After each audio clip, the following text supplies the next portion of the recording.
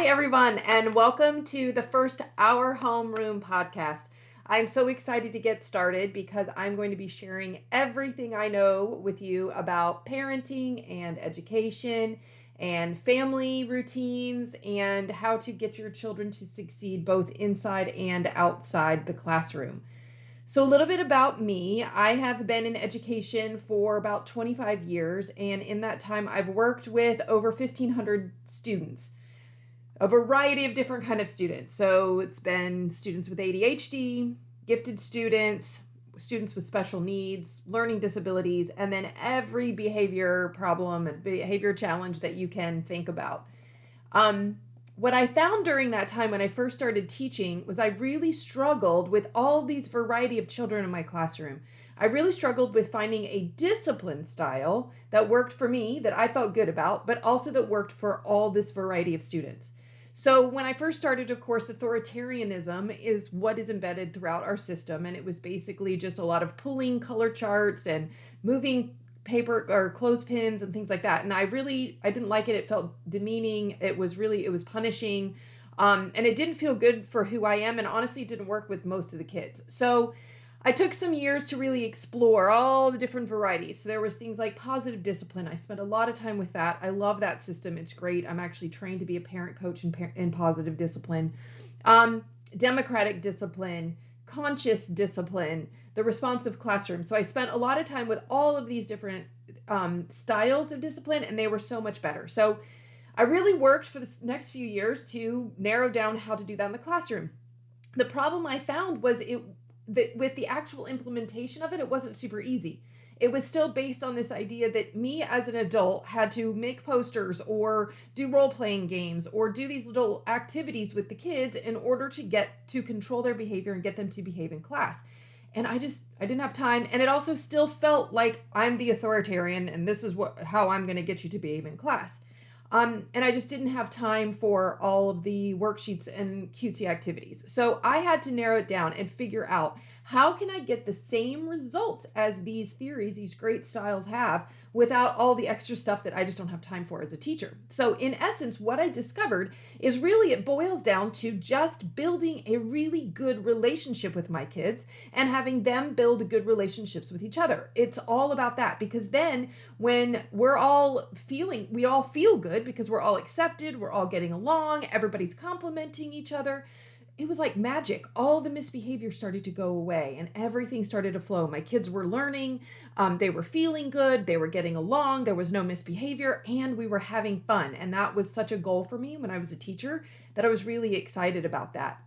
So then as I became a parent, I also started noticing some struggles being a parent, as we do. I have a very strong-willed son, and so we had a lot of power struggles when he was younger, and I thought, well, running a classroom is pretty much just parenting, but with 20-some kids. I'm sure those things can also apply to my son.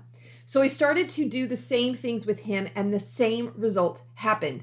He was doing really well in school without me really having to push or do anything. He was respecting me. I was respecting him. We were getting along and we were having fun. So then I started to think, all of these other styles, they have great ideas, but what if we stopped thinking about parenting from a place of I need to manage and control my child's behavior until he reaches the age 18 and then we're good? What if we started looking at parenting like, how can I build the best relationship with this other human person that I created? So not only are we getting along at that moment and is behavior good, but he's also doing well in school, and I will have such a good relationship that it's going to last far beyond age 18. We want our children to come back to us. Most of our time with our children is over by the time they're 18. Don't we want that 18 years to be great? But then also, don't we want to guarantee that we're going to spend more time with them after they do leave home? Like, I really want that good relationship with my son. I want to get to know him and his family, So if we start looking at managing children in our home, if we look at instead of managing them, instead of trying to control them, but how to build a good relationship with them, everything else evens out. Everything else works itself out. I promise you, I have seen it over all the 25 years of being in the classroom, coaching parents, working with my son. Building a relationship is key. So everything we're going to talk about in this podcast is going to have that kind of at the essence. which is why we are starting off these first 4 episodes diving right into, well, what is a balanced relationship? I want to share all the secrets, everything I've learned. I've taken it all, narrowed it down into something that I think is digestible for you, that is simple, practical ideas that you can actually implement with your family at home, so that it's building that relationship, so you see that magic too, and you're able to really enjoy parenting right now, but then also have such a good bond and relationship with your child after age 18. So we're going to dive in these first 4 episodes. Each episode is going to have a downloadable worksheet. So for those of you who are visual learners and not driving, feel free to pull up that worksheet, because that'll help for those of you just kind of make some visual connections. I'm also making a recording on YouTube, so you could watch it there. Each episode will have 2 parts. So I'll go into 2 different things to focus on. They're going to be really short mini lessons. And then I am going to give you some homework. But the great thing about being an adult is you can do the homework or not do the homework. But I still wanted to give you some things to try to do at home, to start shifting some things for you. It is a lot of paradigm shifting information. Sometimes what I'm going to tell you to do is opposite of what you think you should do. So it might require a little bit of practice, and that's what that homework is for. So I hope you will join us. These next 4 episodes are going to really set the stage for everything else we're going to talk about on the podcast. So let's go ahead and dive into a balanced relationship is number 1.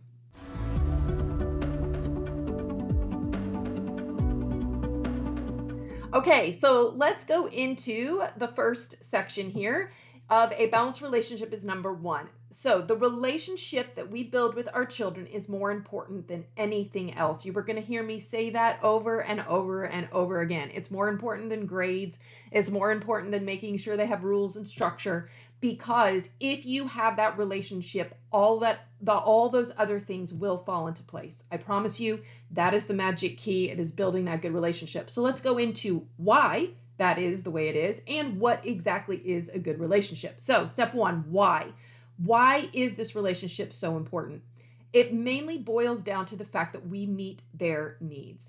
Every human has the constant desire to get needs met. That is, every decision we make is based on trying to get a need met. So there are literally hundreds of human needs. Maslow created a nice little hierarchical chart, which if you've got the worksheet in front of you, it's got the picture of it there. So Maslow's hierarchy took all these human needs, kind of put them in a pyramid and labeled them in these 5 different sections. So we've got at the bottom of the pyramid is physiological needs. These are our survival needs, our food, our water, our shelter, things like that. Then we have safety needs. We need to feel secure. We need to feel healthy. We need to have money. Then we have love and belonging needs above that. We need to have a good connection with family and feel accepted and belonging. Then we have esteem needs. We need to feel that we have value in our society. If all 4 of those areas of needs are met, then we become self-actualized, which is what we would consider successful. It's someone who has pretty much got their needs met, so now they're able to go in the world and share their gifts and talents with everyone and create and do all those great, wonderful things. You're growing from there because you've got your base needs met. As a parent, we are the ones that have to provide these needs for our children, so that, if we do it in the right way, they grow up and then they learn how to meet their needs by themselves. But that is our purpose as parents. In fact, our brains still attach this relationship because of this needs situation. Our brains still attach relationship with survival, meaning if I have a good bond and attachment with my parent figure, I will live, I will survive. So it is super important that we meet their needs for them.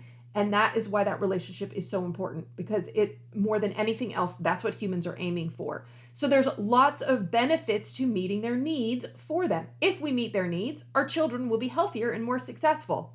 Obviously, they're getting their needs met, right? So they're going to feel better. They're going to be healthier, and then their chances are they'll be able to succeed much easier. It's also so we have that lifelong bond. Again, when you're giving them respect, you're giving them love and belonging, you're providing that safety and secure place for them to come home to when they struggle, then you're going to have a lifelong bond with your child. And I think we all want that.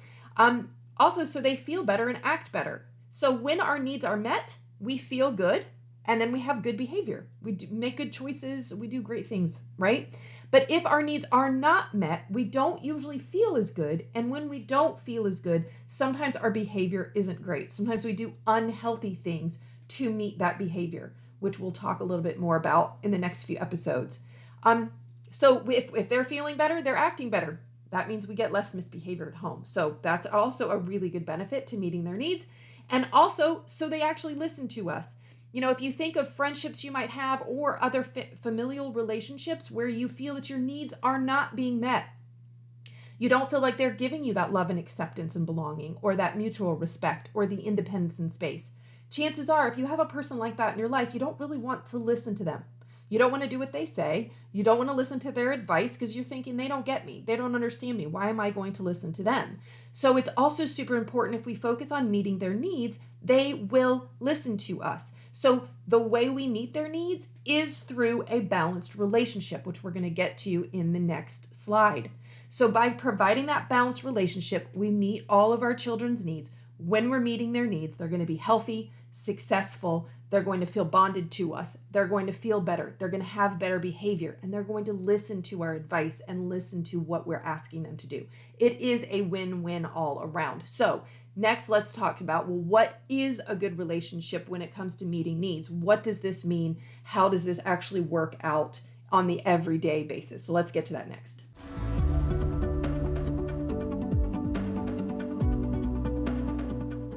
Okay, so now let's get into what actually makes a good relationship. We know that relationship needs to be number one. It needs to be prioritized because we meet our needs for our children.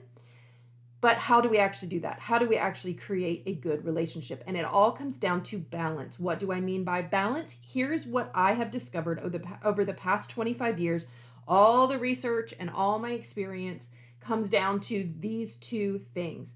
I had to run my classroom with a balance of power, so from a leadership position, and provide a balance of needs. So again, I had to run my classroom with a balance of power and provide a balance of needs. So let's break those two things down. So a balance of power, what I mean by that is I could not run my classroom, or could I lead as a mom effectively when I had a power over structure in the classroom.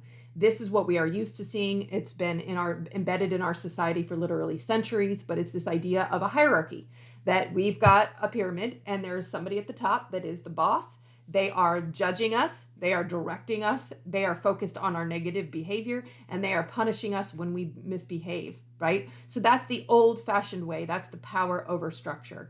So that's authoritarian discipline, which studies have said over and over and over again that authoritarian discipline is one of the most harmful ways to raise our children. So we don't want that. We don't want the adult at the top ruling the children. However, some of us went the other way and created a different kind of hierarchy where the children were the ones in control, and the parents just had to listen to and let them kind of rule the roost. And we didn't want that either. Permissive parenting doesn't have a lot of boundaries, doesn't have a lot of structure, and that's not good. Kids need that as well. So then it just became, well, let's just do authoritative. And this is a version of authoritative parenting. Authoritative parenting says you're going to lead like a leader, like a power with structure. So a power with structure, instead of a boss, you're going to be a leader. And a leader is going to accept and value everyone in that classroom, everyone at home, equally the same, no matter what age they are. Everyone is valued equally. That leader is going to listen to those opinions, use those opinions to help make decisions that are best for the group. I'm going to focus on the positive because, gosh, when I can get my kids when I focus on how good my kids are doing at something, other kids all of a sudden jump in and they're really good at it too all of a sudden. So if we focus on the positive, it's more uplifting. It gets everybody feeling really good. And a good leader is going to meet needs. Instead of punishing when there's misbehavior, a leader goes, something's off with their needs. They're not getting some needs met. So let's figure out how to meet those needs. So I had to run my classroom from this we perspective. We are in this together. We are going to figure it out together, rather than I'm in charge. You do what I say, when I say it, how I say it. So that was the first step, is I had to figure out how to bring myself down off of that hierarchy. Okay, so once I could bring myself down and have a good balance of power, felt like I was coming from a good leadership position, I then wanted to provide a balance of needs. There were hundreds and hundreds of needs, but I found two main areas were the best ones to focus on. So those were belonging needs I needed to give them all that love and belonging and all the good stuff. And then we also needed boundaries. We needed structure in the classroom and routine, and the same at home. I wanted to love on my son and give him all of that encouragement, but I also needed to have structure and boundaries and routines so that the house wasn't in chaos. So let's talk a little bit about the two categories. Belonging is 3 areas. There are 3 main areas of belonging, and that is our children need connection from us, which is just checking in with them. What are they up to? How are they doing? Spending positive time with them, being interested in the things they're interested in, right? Asking them how their school day was, just being connected with them, putting that cell phone down and making eye contact when they talk to us. So that's connection. Our children also need respect. They need to know that we respect them, we accept them how they are, we validate them and their emotions. And when we fight, we talk about it, we apologize, and we move on from there. So they also need respect. The third one is encouragement, because things are going to go wrong at some point. They're going to make mistakes. They're going to mess up. They're going to get discouraged. Are we there to lift them up, give them baby steps out of it, support them through their mistakes, and not expect perfection? So encouragement is the third one. So again, the 3 belonging needs are connection, respect, and encouragement. But we also need to provide boundaries. Our children need structure. They need to know what those rules are, because that's being kind. That way they know not to overstep what doesn't work for you. So it's really important we establish those boundaries with our children and communicate them. So that's step 1. Determine what your boundaries are. Actually figure those out. Sometimes we don't know ourselves. Make sure they're communicated to our kids clearly as well. So step 1 is establish those boundaries. Step 2 is to enforce them. When our kids overstep, you do need to enforce boundaries. Otherwise, they're just going to keep pushing those limits. And then the third step is to reciprocate boundaries. Part of a relationship with another human person, no matter what age they are, is to have our own boundaries, but also respect that the other person has their boundaries too. So we've got to reciprocate boundaries for our children.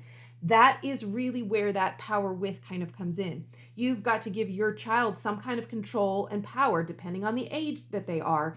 They need to have their own independence and space and their own boundaries as well. So again, the 3 areas for boundaries: you need to establish boundaries, you need to enforce boundaries, and you need to reciprocate boundaries. So I found when I led my classroom and my home from a place of power with, from a we are all in this together mindset, and then I provided a balance of needs by giving them belonging and giving them boundaries, that was the magic trick. That's all I needed to do. I didn't need to do posters and cute activities and role-playing games. If I just provided these needs from this place of leadership, most of the misbehavior went away. When it didn't, the third step that we're going to get into in a future episode is managing misbehavior by providing the needs. If we just look at all the behavior, the only reason a child is having unhealthy behavior is because they have an unmet need. If we fill that need for them, all that negative behavior also goes away. So those are the 3 steps. We provide balanced power with balanced needs, and then we manage misbehavior by providing those missing needs, and voila, that is the magic trick. There is a way to do this. I promise you, I've seen it for probably the last 20 years of both being in teaching and at home. It just makes a world of difference. It does seem like magic, but I promise you it works. Okay, so now let's get into what our homework is for the week.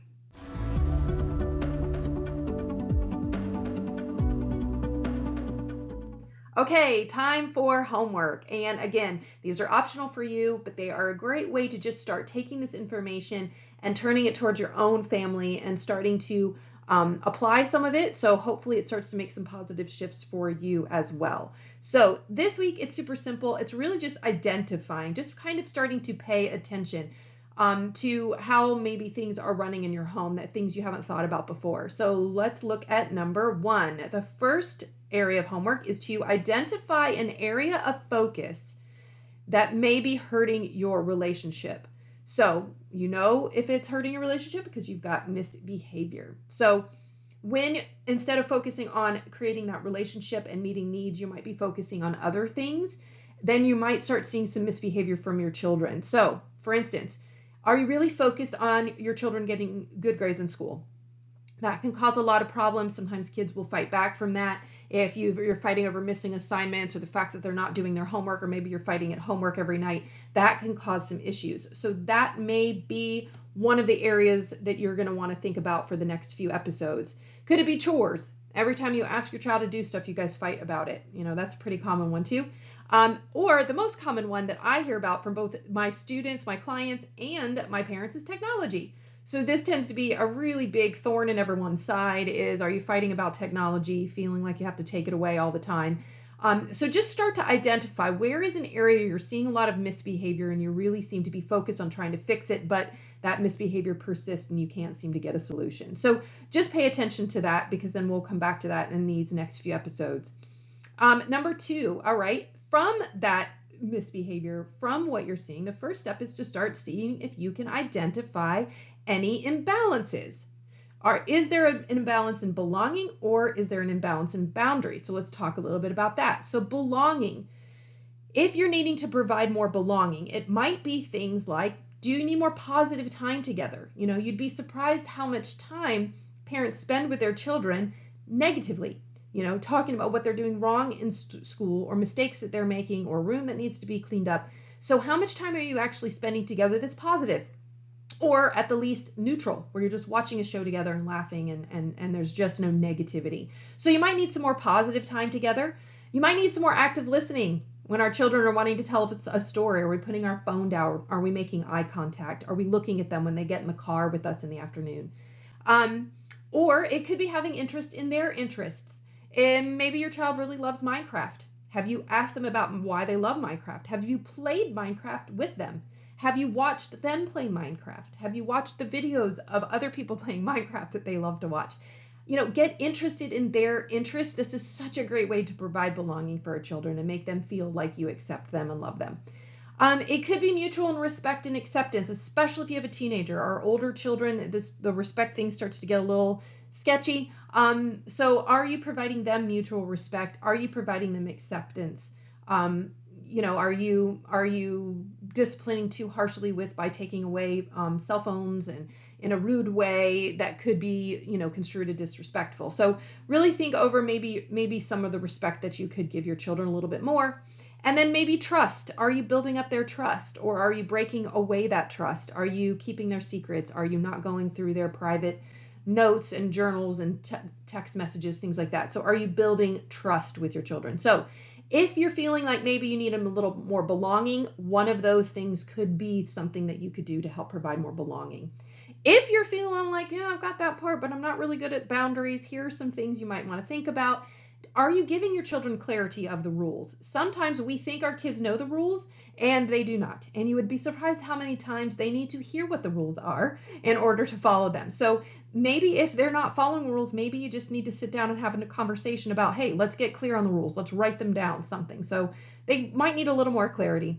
You also may need to put in consequences, and have some more enforcement of those boundaries. I'm going to get into consequences because that is a very fine line between consequences and punishment. Consequences are only effective for overstepped boundaries, and they are related and respectful. There is a way to do that in a kind way. Maybe your child needs more routine and structure. Maybe it's chaos in the morning because you haven't figured out what the specific routine is and what that structure is that your kids need. Could it be that you need to reciprocate more boundaries by allowing some more independence and control? If you're fighting all the time about a messy room, maybe just let them have control of their room. Who cares? Just don't go in the room. So maybe giving them some kind of more independence. I know with my son, we used to fight about teeth brushing when he was 2. And as soon as I gave him control over toothbrushing and I stopped doing it, he started actually looking forward to brushing his teeth at night instead of fighting with me over it. So sometimes just giving them some more independence and reciprocating boundaries, you're going to get rid of a lot of the power struggle misbehaviors. Okay, so it could be that you need to bring more belonging or boundaries into your relationship with your child. It could be that you need less power over. And then think about your partner. What about them? Can you or they bring more balance, either with coming from more of a leadership place or providing a more balance of needs? So this week, just take some time to identify. You don't have to do anything different. Just start paying attention. And then as we go through the next few weeks, that'll kind of help narrow that down as to exactly what specifically you actually could do to start alleviating those issues.